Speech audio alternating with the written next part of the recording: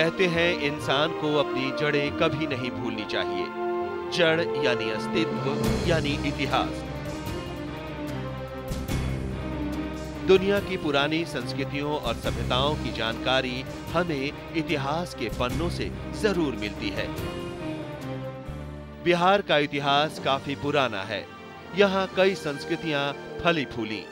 पूरे देश का शासन चलता था। ऐसे कई ऐतिहासिक प्रमाण हैं जहां से इस बात की पुष्टि होती है। बिहार में कई जगहों पर खुदाई के बाद जो चीजें मिली हैं, वो न केवल अपने इतिहास को बयां करती हैं, बल्कि मानव सभ्यता की भी कहानी कहती हैं। बिहार जो है एंशिएंट इंडिया में बहुत बड़ा सेंटर था। करीब 1000-1500 वर्षों तक ये पूरे इंडियन सब कॉन्टिनेंट का सेंटर ऑफ एडमिनिस्ट्रेशन हुआ करता था।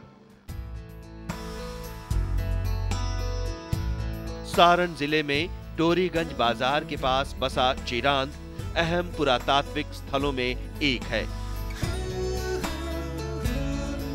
भारत में नवपाषाण काल का पहला प्रमाण यहां से मिला है।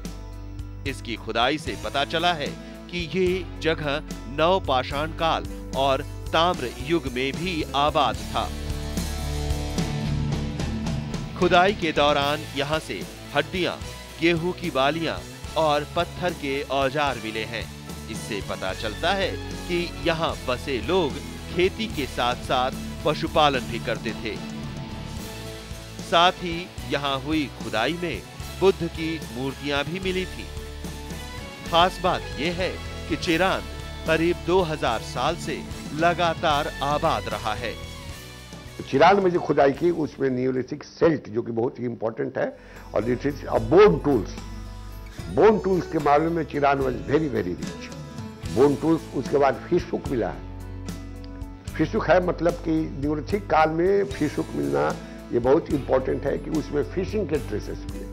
करीब 3 मीटर मोटी काली मिट्टी की सतह इस युग की विशेषताओं को समेटे हुए है।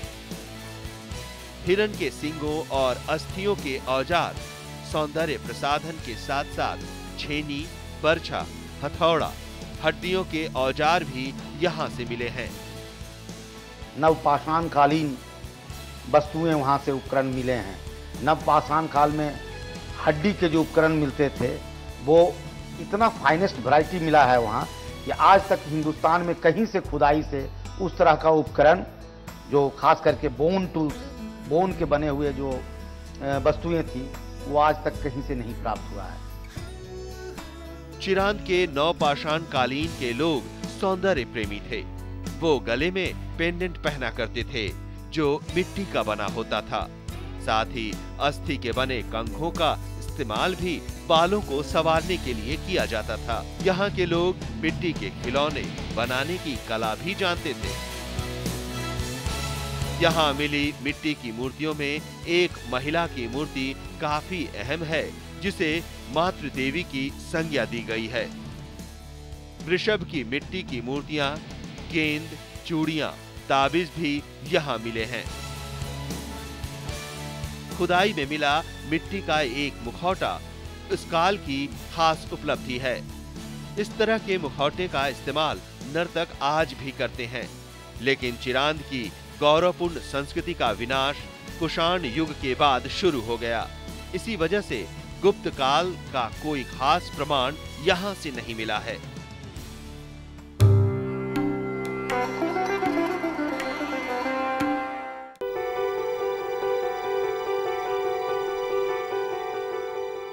पूर्वी चंपारण स्थित केसरिया एक अहम बौद्ध स्थल है।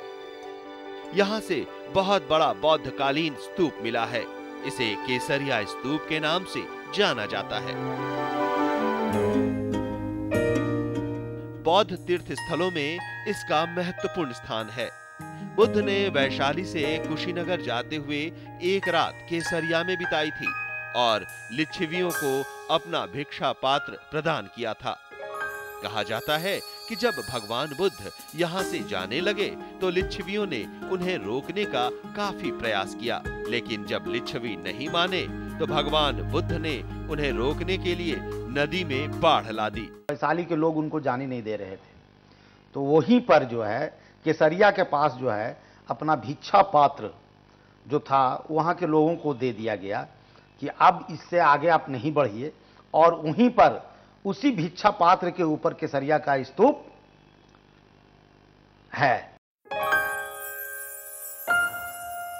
सम्राट अशोक ने यहाँ एक स्तूप का निर्माण करवाया था। इसे विश्व का सबसे बड़ा स्तूप माना जाता है। ये स्तूप 1400 फीट के क्षेत्र में फैला हुआ है और इसकी ऊंचाई 51 फीट है। पुरातत्वविदों के मुताबिक मूल स्तूप 70 फीट ऊंचा था। भौगोलिक दृष्टि से इस स्तूप का स्थान वर्तमान केसरिया है और यहाँ प्राचीन बौद्ध स्तूप का प्रमाण भी मिला है। साथ ही ये भी साबित हो गया है कि भगवान बुद्ध के प्रिय स्थल वैशाली से उनके जन्म स्थान लुम्बिनी जाने के मार्ग पर ही स्थित है। इस मार्ग पर 6 अशोक स्तंभ और 3 बौद्ध स्तूप केसरिया, लौरिया, नंदनगढ़ और जानकीगढ़ है। कर्नल मैकेंजी ने 1814 में इस स्तूप का पता लगाया था। उसके बाद हॉडसन ने 1837 में एक रिपोर्ट प्रकाशित की थी और केसरिया की यात्रा कर रेखा चित्र बनाया था। 1861-62 में जनरल कनिंघम ने स्तूप को देखा था। उसके मुताबिक स्तूप करीब 62 फुट ऊंचा और 1400 फुट क्षेत्र में फैला हुआ था। खुदाई के दौरान स्तूप में मौर्य काल, शुंग, कुषाण काल और गुप्त काल की वास्तुकला के नमूने भी मिले हैं। इंडोनेशिया में मौजूद बोरोबुदुर का स्तूप भी 8वीं शताब्दी का है। केसरिया स्तूप से मिलता जुलता है। वहां का जो स्तूप है अपने आप में अद्भुत है, जिसकी तुलना हम लोग करते हैं जावा बोरोबुदुर से।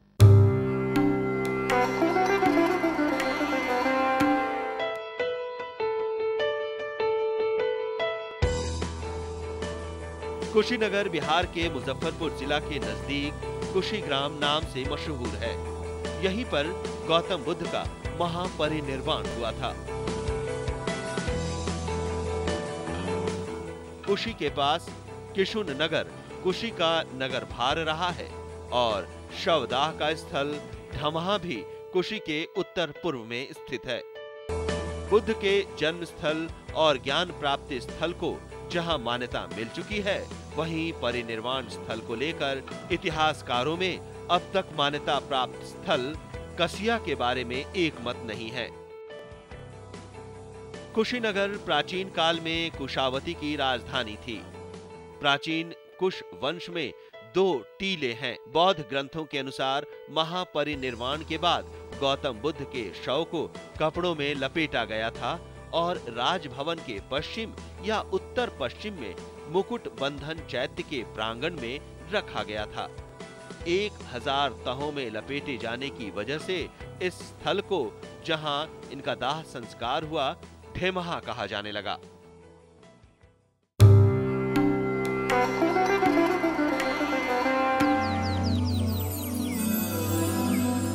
बात अगर पौराणिक और ऐतिहासिक स्थलों की जाए तो चेचर का नाम लिए बगैर ये पूरी नहीं होगी।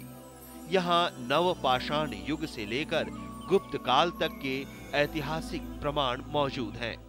चिरांद और चेचर में अर्ली फार्मिंग कल्चर दिखाई देता है, जो बहुत ही महत्वपूर्ण है। देश के बहुत कम भागों में इस तरह के रिमेन्स मिले हैं, जिसमें बोन इम्प्लीमेंट को किस तरह से यूज किया जाता था, ये दिखाई देता है।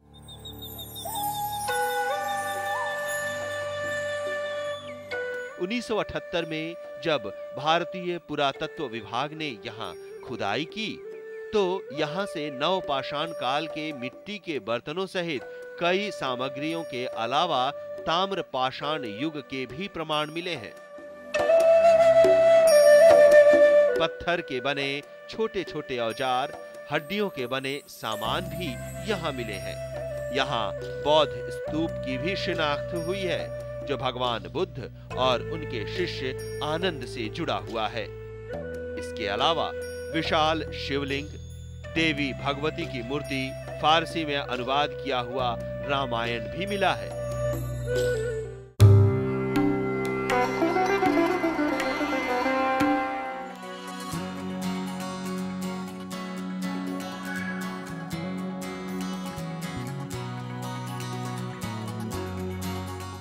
बेतिया के नजदीक अमर लौरिया में स्थापित नंदगढ़ 1000 बौद्ध भिक्षुओं की साधना स्थली रह चुका है।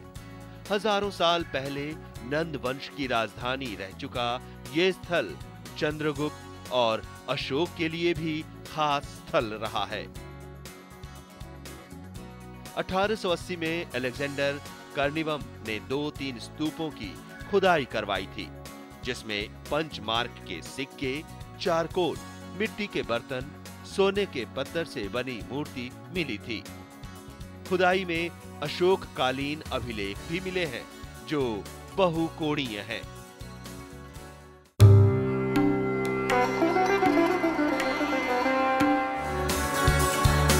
नालंदा से कुछ दूरी पर पंचाने नदी के किनारे गिरियक के पास ताम्र पाषाण काल के एक महानगर का पता चला है। करीब 5000 साल पहले जब दुनिया में लोग काफी पिछड़े हुए थे, उस वक्त नालंदा के घोड़ा कटोरा में लोग महानगरीय सुख सुविधा का लुत्फ उठा रहे थे।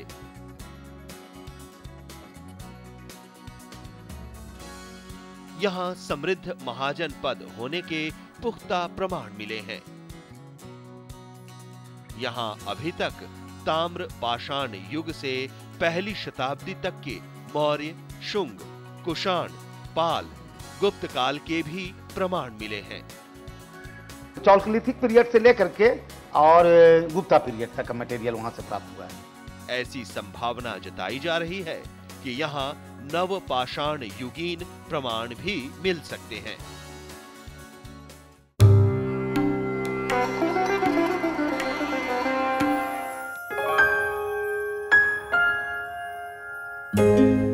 वैशाली का एक अपना इतिहास रहा है। ऐतिहासिक प्रमाणों के मुताबिक वैशाली में ही विश्व का सबसे पहला गणतंत्र कायम हुआ। राजा का गढ़ एक ऐसा टीला है जहां माना जाता है कि यह तत्कालीन संसद थी।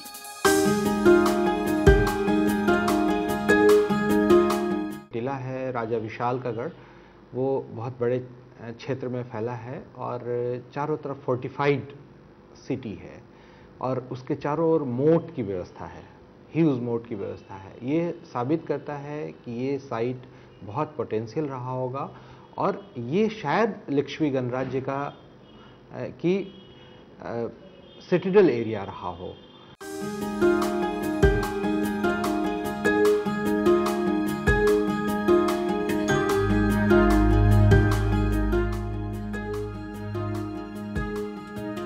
वैशाली भगवान महावीर की जन्मस्थली होने के कारण जैन धर्म को मानने वाले इसे पवित्र स्थल मानते हैं।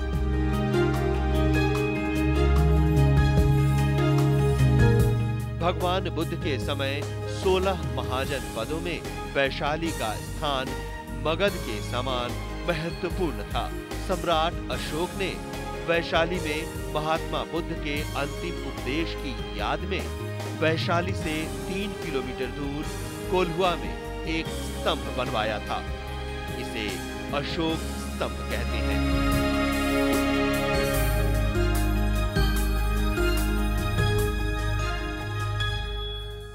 लाल बलुआ पत्थर से बने इस स्तंभ के ऊपर घंटी के आकार की बनावट है। प्राचीन वैशाली गणराज्य द्वारा बनवाया गया यहाँ एक सरोवर भी है। इसे अभिषेक पुष्करणी कहा जाता है। माना जाता है कि गणराज्य में जब कोई नया शासक निर्वाचित होता था तो उनको यहीं पर अभिषेक करवाया जाता था।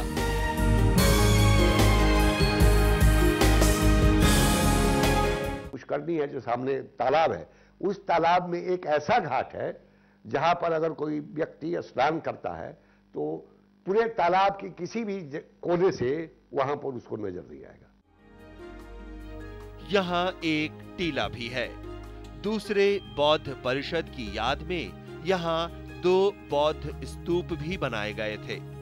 इनका पता 1958 में खुदाई के बाद मिला है। भगवान बुद्ध के अस्थि अवशेष पाए जाने से इस स्थान का महत्व और बढ़ गया है। इसके अलावा वैशाली से लोहे के फाल, लोहे की कुल्हाड़ी, कुदाली और दरांतियों के प्रमाण मिले हैं। वैशाली में अभी भी खुदाई का काम चल रहा है और यहाँ मिल रहे साक्ष्य अपनी कहानी बयां कर रहे हैं।